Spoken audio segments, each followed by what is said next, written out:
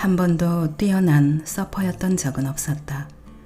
하지만 17년간 나는 바다에서 배웠다.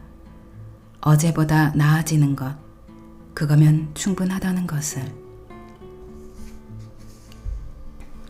안녕하세요. 여러분의 삶이 눈부시게 빛나길 바라는 루나 펄스입니다. 오늘 소개할 책은 나는 파도에서 넘어지며 인생을 배웠다 입니다. 캐런 리날디 지음, 박여진 옮김, 펴낸 곳은 갤리온 출판사입니다.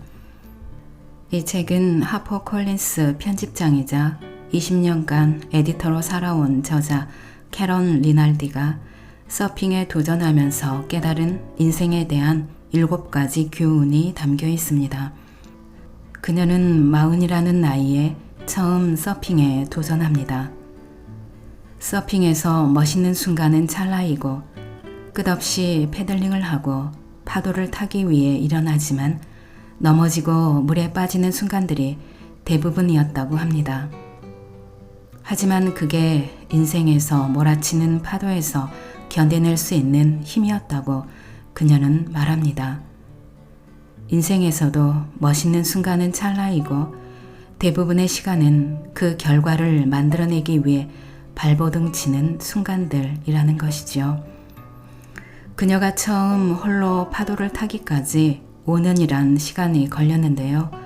생산성의 차원에서 보면 터무니없이 비생산적인 일인데다 돈을 버는데 도움이 되는 일도 아니었죠. 하지만 그 시간은 조금도 헛되지 않았습니다. 17년간 서핑을 하며 인생에서 생각지 못한 파도가 닥쳐올 때마다 견디고 일어설 수 있는 힘을 길렀기 때문입니다. 이 책은 그저 서핑에 대한 고군분투기는 아닙니다. 저자의 수없이 많은 실패담, 회사에서 최악의 실적을 기록했다는 통보와 함께 걱정한 적도 없던 암 선고를 받았는데요. 그 어둠 속에서 일어나는데 도움을 주었던 건 무수히 많은 파도에서 넘어지면서도 다시 일어났던 서핑에 대한 경험이라고 저자는 말합니다. 책의 목차를 말씀드리겠습니다. 첫 번째 파도, 누구나 처음은 엉망이다. 두 번째 파도, 자신을 아는 것, 그것은 세상에서 가장 힘든 일. 세 번째 파도, 상처는 나를 더 강하게 만들 뿐. 네 번째 파도, 기대하지 말고 시도하라. 다섯 번째 파도, 그깟 실패 두려워하지 마라. 여섯 번째 파도, 만약에 라는 걱정은 버려라. 일곱 번째 파도, 불편함을 마주할 용기입니다. 넘어져도 무너지지 않고 다시 일어나는 법. 나는 파도에서 넘어지며 인생을 배웠다 중에서 일부 읽어드리겠습니다. 오늘도 책과 함께 편안한 시간 되시기 바랍니다.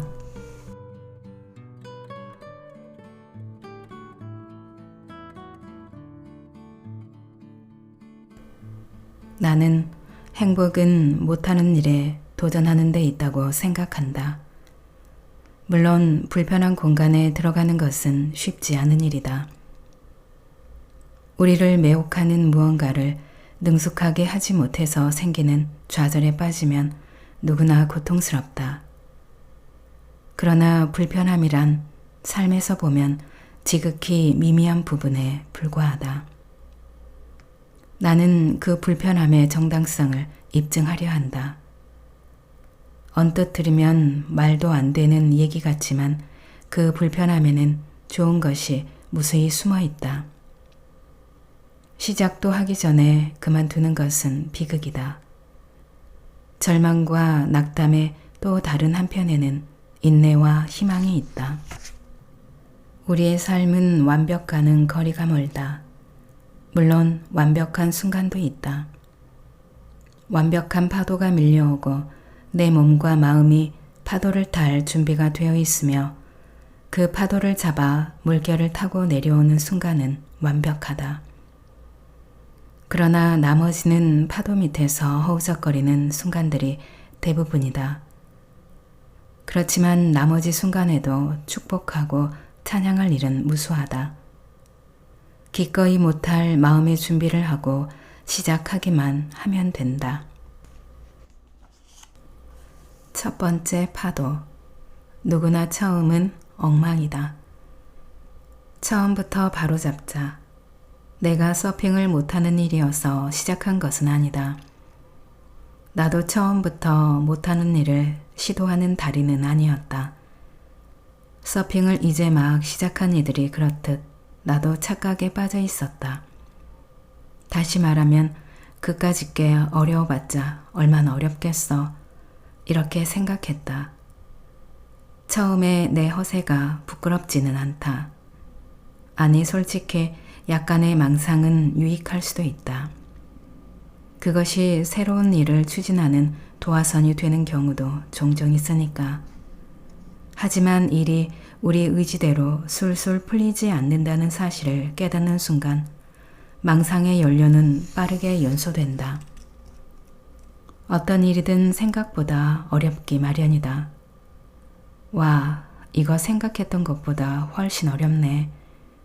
우리는 이런 말을 얼마나 많이 해봤던가. 이런 말에서 알 수 있듯이 뭔가를 잘하지 못한다는 사실은 해가 동쪽에서 뜬다는 사실만큼이나 필연적이다. 하지만 망상이 우리를 데려갈 수 있는 곳은 딱 거기까지다. 현대사회는 우리 모두를 승리의 광적으로 집착하도록 몰아가고 있다. 목표를 달성하기 위해, 동료보다 앞서기 위해, 더 잘하기 위해 건강과 삶을 해킹하고 있다. 하지만 모두가 성과를 제대로 거두는 것 같지는 않다. 우리는 소셜미디어와 각종 광고에서 보는 그림 같은 삶을 완벽한 삶이라 믿으며 열망의 정신질환을 앓고 있다. 당신의 삶은 어떠한가? 서핑을 시작한 건 바다가 두려웠기 때문이다. 못하는 일을 하려면 현재를 굳건하게 유지해야 한다. 하지만 진정으로 즐겁게 못할 일을 찾기 위해 과거를 살펴봐야 할 때도 있다. 내가 서핑을 시작한 것은 바다가 지독히도 무서웠기 때문이다. 나는 오랫동안 바다에 관한 악몽과 좋은 꿈을 반복해서 꾸었다. 그 꿈들은 지금까지도 여러 형태로 이어지고 있다. 좋은 꿈에서는 거대한 파도가 나를 향해 온다. 그러면 나는 파도를 피해 달아나고 싶은 마음이 생기지 않고 그냥 파도에 항복한다. 그리고 그 거대한 힘과 하나가 된다. 꿈속에 나는 주로 모래사장에 가만히 앉아서 파도가 나를 집어삼키도록 그냥 내버려 두곤 한다. 꿈속에서 나는 내가 꿈을 꾸는 중이라는 사실을 알고 있으며 물속에서 숨을 쉴 수 있다는 사실도 알고 있다. 소용돌이에 휘말릴까봐 조마조마해하지 않으며 파도가 내게 거세게 부딪혔을 때 벌어질 상황에도 초조해하지 않는다. 파도가 다가오는 동안 차분하게 기다리다가 드디어 내게 도착하면 파도의 힘을 나의 힘으로 받아들인다. 실로 아름다운 꿈이다. 악몽에서는 좋은 꿈과 마찬가지로 거대한 파도가 나를 향해 밀려오는데 이번에는 거대한 벽이나 절벽 같은 구조물이 내 뒤에 있다. 달아날 곳이 없다. 설령 꿈속에서 이것이 꿈이라는 사실을 인지한다 해도 그 빌어먹을 파도에서 달아나야 한다. 그러나 행운은 없다. 나는 죽을 처지에 놓인다. 나는 완전히 겁에 질렸으며 물속에서 숨을 쉬지 못한다는 사실을 인지하고 있다. 내가 곧 죽으리라는 확실한 불안이 엄습한다. 좋은 꿈에서의 항복과 평화는 악몽에서 공포와 두려움으로 바뀐다. 자라면서 머릿속에는 늘 이 상충하는 장면들이 부딪혔다. 어린 시절 가족들과 휴가를 갔을 때도 이 장면들과 마주쳤다. 10대였던 나는 친구들과 수영을 하다가 두 발이 물 밑 모래바닥에 닿지 않아 순간 공황 상태에 빠졌던 적이 있다. 라구나 비치 해변을 따라 걸었을 때 그 악몽은 계속됐다.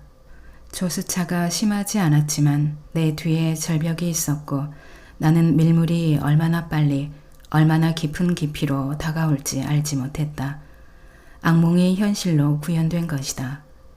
지금도 파도가 생각보다 높이 올라오면 악몽이 현실이 되곤 한다. 나는 파도를 피하려고 물속에 들어가서 벌어질 일을 생각하느라 숨을 제대로 쉬지 못한다. 수평선 위로 일어나는 파도가 어렴풋이 보일 때 그 파도를 잡아 파도의 꼭대기에 올라가지 못할 때도 악몽이 재현된다. 바다에 대한 내재된 공포, 예컨대 바다의 파도나 바다의 수면 아래로 헤엄치는 행위에 대한 공포를 극복하기까지는 30년이 걸렸다. 그렇지만 바다에 가까이 가고 싶다는 충동이 이 공포에 맞서게 해준다. 나는 거대하고 푸른 바다에 이끌린다. 설령 그 깊은 곳에 가는 것이 나를 완전히 무너뜨릴지라도 나는 반평생을 서퍼들을 부러워하며 살았다. 그들의 서핑 능력이 부러운 게 아니다. 나는 내가 서핑을 지독히 못한다는 사실을 이미 인정했으며 의도적인 노력이건 아니건 간에 그 점은 꽤 빨리 극복했다. 내가 정말 부러운 건 그저 바다에서 두려움 없이 즐기는 그들의 모습이다. 그것도 내가 그토록 간절히 하고 싶었던 것을 하면서 말이다. 못하는 일을 향한 애정은 바다로의 이끌림과 그것이 표상하는 모든 두려움과 투쟁, 생존에 대한 도전에서 비롯되었다. 하지만 그보다 중요한 것은 그것을 행동으로 옮기고 싶은 강한 충동이었다. 모든 동물은 두려움을 경험한다. 두려움에 맞서 도전하는 행위는 인간을 훨씬 더 인간답게 만든다. 그럼에도 처음 어떤 일을 행할 때는 두려움에 온몸이 떨린다. 한나 아렌트에 져서 인간의 조건에서 이러한 행동을 기적적으로 작동하는 인간의 능력이라고 말한다. 새로운 것을 해석하고 시작하는 능력, 즉 인간이 반드시 죽는다 해도 죽기 위해 태어난 것이 아니라 시작하기 위해 태어났다는 사실을 상기시켜주는 행위에 내재적 능력이 없다면 죽음을 향해 달려가는 인간의 생애는 필연적으로 인간적인 모든 것을 황폐화하고 파괴할 것이다. 아렌트의 철학적 사유와 사회 이론은 새로운 무언가를 시작하는 데도 적용된다. 아렌트는 이런 말도 했기 때문이다. 행위 능력은 냉혹한 일상적 삶의 자동적인 과정을 중단시킴으로써 이 법칙을 방해한다. 자동적인 삶에서는 그 어디에서도 자기 만족을 얻을 수 없다. 바라기만 하는 것보다 행동으로 옮기는 게 더 낫다. 아예 망치지 않는 것보다는 망쳐보기라도 하는 편이 낫다. 그냥 하라. 근사할 필요는 없다. 서핑을 한 지 3년이 지난 후 나는 미쳐버리거나 포기하지 않고 꾸준히 서핑을 하기 위해 몇 가지 방법을 적용했다. 그 방법 중 하나는 내가 원하지 않는 지점을 마음에 두는 것이다. 욕망을 억누르고 물에 있는 것만으로도, 패들링을 해서 나아가는 것만으로도, 보드 위에 앉아 있는 것만으로도 충분하다고 자신을 확신시킨다. 파도가 오면 나 자신에게 말한다. 파도는 바다가 보내주는 선물이라고. 파도를 잡고 그 파도를 타기 위해 패들링을 하는 건 역시 축복이다. 하지만 성공적으로 파도를 타는 행위와 결과는 순간적인 보상이다. 기대도 열망도 하지 않아야 하는 보상이다. 비밀은 하던 일을 그냥 계속하는 것이다. 성공이나 정답에 매달을 필요 없이 하던 일을 계속하라.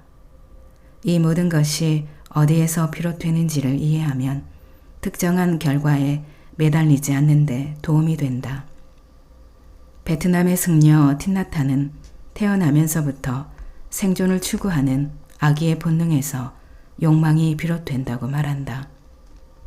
중국과 베트남에서는 자궁이 아기를 위한 궁전이라는 의미다. 그 궁전에서 우리는 안전하다. 그 속에서 먹고 숨쉬고 안전하게 떠다닌다. 그러다가 자궁 밖의 세상에 지극히 나약한 상태로 노출된다. 우리는 이 모든 것에 대처하는 방법을 스스로 터득해야 한다. 공기가 통하는 길을 내기 위해 폐에 있는 액체를 밀어내야 하는 첫 숨은 매우 어렵다. 태어난 뒤 생존을 위해 품었던 최초의 욕망이 어린 시절과 성인이 된 이후까지 이어진다. 우리는 스스로 숨쉬고 먹고 기능하는 법을 배우면서도 초기의 갈망과 비슷한 감정을 느끼며 깊숙하게 내재된 최초의 욕망을 경험한다. 나는 평생 내 갈망의 정체도 모른 채 갈망하며 살았다. 서핑을 배우면서 나는 그 갈망이 서핑을 하고 싶다는 욕망의 형태를 갖춰가는 것을 볼 수 있었다. 나는 심지어 파도를 탄다는 것이 어떤 느낌인지 알기도 전에 그것을 욕망했다. 물론 이 욕망은 파도와는 상관없다.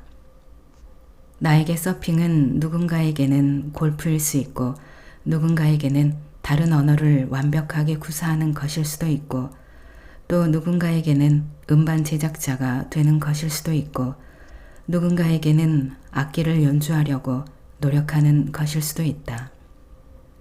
나는 파도에 휩쓸려 넘어질 때마다 수면 위로 올라와 숨을 쉬기 전 폐에서 산소가 고갈될 때마다 폐에 공기를 넣고 싶은 원초적인 욕구에 아주 가까워진다. 특히 극도의 고통이 수반될 때에는 이런 욕구가 더 선명해진다. 어쩌면 필요 이상의 이야기일지 모르겠지만 나는 서핑을 할 때마다 다시 태어나는 기분이다. 그러나 틴나타는 이렇게 말한다. 갈망이 우리 안에 모든 고통을 야기한다고 말하는 것은 지나친 단순하다. 그는 자기 자신을 치유하려면 고통의 원인을 알아야 한다고 말한다. 고통이 욕망의 산물이라면 목표하는 것이 없는 것, 즉 무원이 도움이 될 수 있다. 무원은 못하는 일을 할 때 특히 유용하다. 불교의 반야심경에서는 우리가 얻어야 할 것이 아무것도 없다고 말한다. 또한 덧없는 순간을 좇지 말고 현재를 산다면 우리가 열망하는 것을 이미 가지고 있음을 알게 될 것이다. 틴나탄의 반야심경에는 이런 말이 있다. 달리기를 멈추지 않는다면 우리 주위에 있는 생명의 기적을 놓치게 될 것이다. 무언을 행한다면 그 무엇이든 더 이상 쫓아가지 않아도 된다. 뭔가를 원해서 이끌려가는 삶이 아닌 현재를 살아가는 것이다. 틴나타는 이를 아름답게 요약해 들려준다. 우리가 사랑하는 마음으로 모든 것을 대할 때 달아나거나 애써 추구하지 않게 되며 그것이 자유의 토대다. 나는 서핑을 근사하게 할 필요가 없다. 우리가 성공적인 결과에 신경 쓰는 이유는 그 결과에 의미를 부여하기 때문이다. 우리가 특정 결과에 의미를 부여할수록 그것은 점점 더 중요해진다. 이러한 의미 부여와 필요성을 내려놓는 것이 자유로울 수 있는 방법이며 자유는 행복을 위한 유일한 조건이다. 그러므로 못하는 일을 할 자유는 우리를 행복하게 할 수 있다. 하지만 내려놓는다는 것은 말처럼 쉽지 않다. 연습이 필요하다. 나야말로 이 연습이 필요하다. 파도를 하나도 잡지 못한 어느 날 아침, 이 한심한 바보 멍청아 하며 나 자신을 질책하는 소리가 들렸고 그 순간 깨달음을 얻었다. 그것은 자유도 사랑하는 마음으로 나를 대하는 것도 아니었다. 그저 나 자신에게 고래고래 소리 지르는 것에 불과했다. 잠시 뒤 내가 무엇에 몰두하고 있었는지를 깨닫자 바로 웃음이 터져나왔다. 나 자신을 멍청이라고 부르다니 정말 멍청이네 하는 생각이 들었다. 스스로에게 웃음을 터뜨린 경험은 불만족의 경험을 다른 무언가로 바꿔놓았다. 그것은 만족 같은 것은 아니었다. 뭔가 지독히 나쁘지는 않은 것. 나는 다시 라인업을 향해 나아갔다. 연습에는 연습이 필요하다. 상처는 나를 더 강하게 만들 뿐. 무수한 파도에 휩쓸리며 기른 것, 회복력. 마지막 치료를 견디는 동안 훨씬 더 나쁜 일이 벌어졌다. 같은 쪽 가슴에 두 번째 종양이 나타난 것이다. 또 다른 악몽이 떠올랐다. 나를 아래로 데려갈 엘리베이터에 타는 악몽이었다. 나는 끝도 없이 아래로 내려갔고 이제 막 바닥에 도착했다고 생각하는 순간 까마득한 아래가 아득하게 펼쳐졌다. 남은 관상 내피암을 없애고 새로 자라는 종양을 치료하는 두 가지 치료법을 두고 의사와 나는 유방절제가 최선의 방법이라는 결정을 내렸다.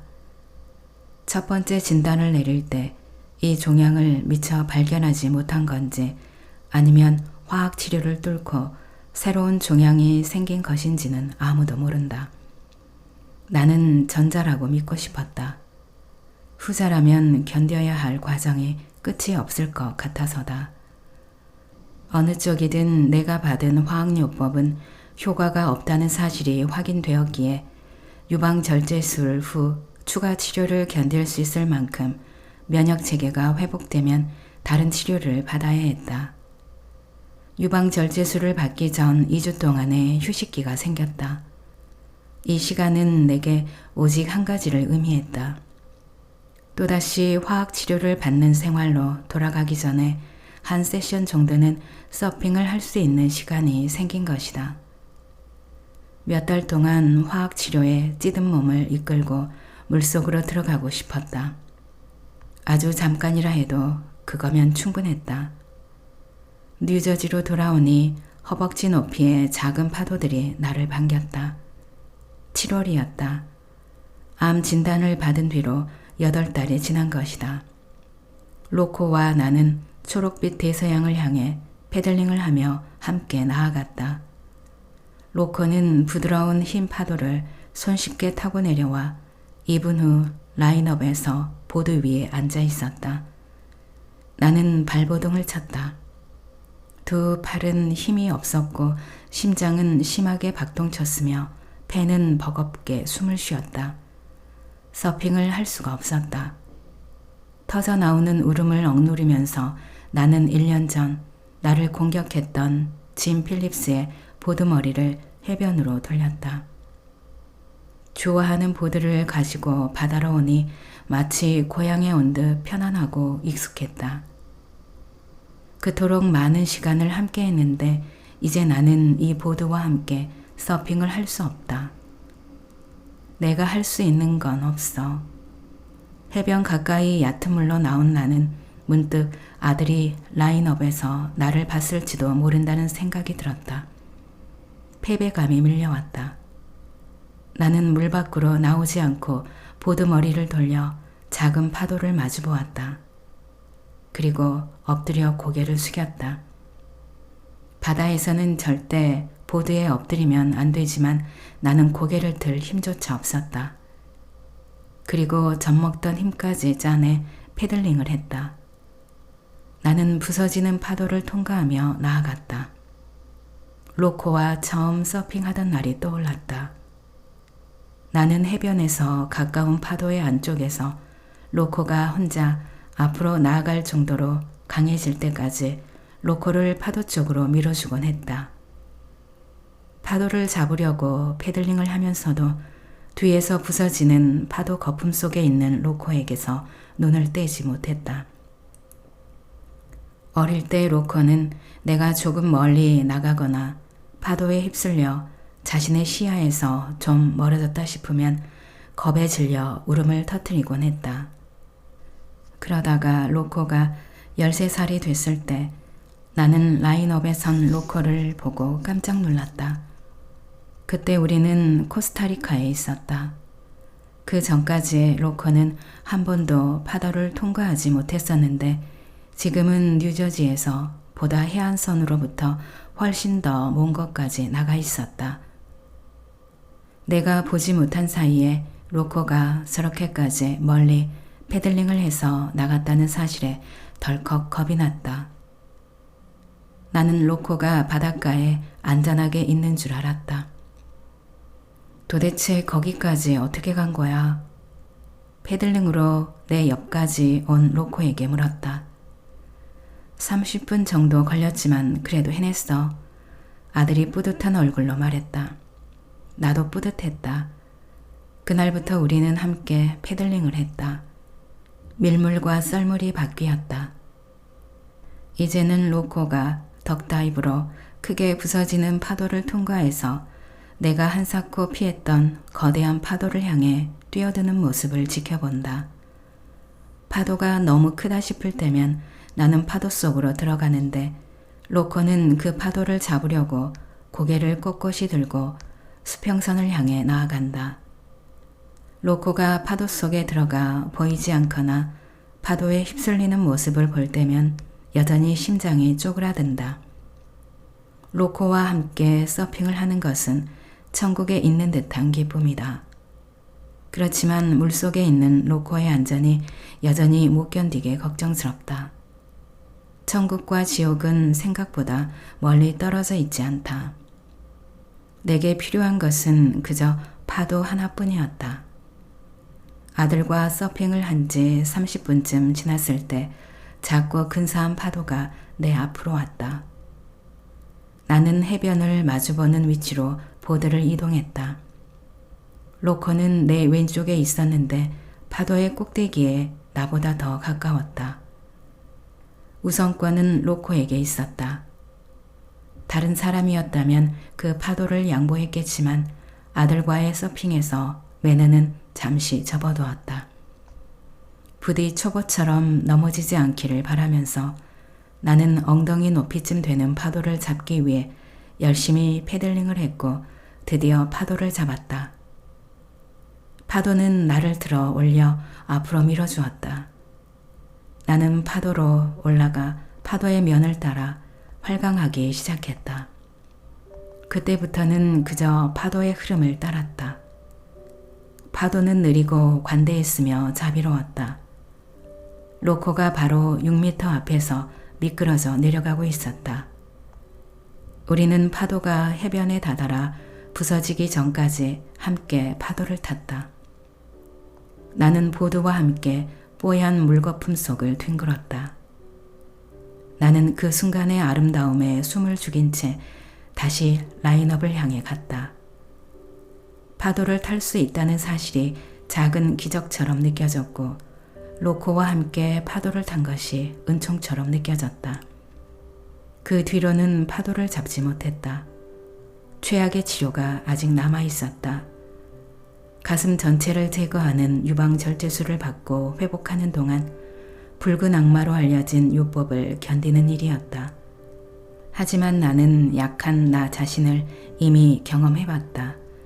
그리고 너무 견디기 힘든 순간에는 로코와 함께했던 그 순간을 떠올렸다.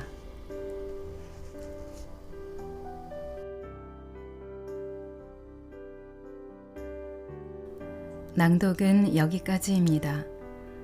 여러분의 구독과 좋아요, 댓글은 저에게 큰 힘이 되는 거 아시죠? 오늘도 끝까지 들어주셔서 감사합니다.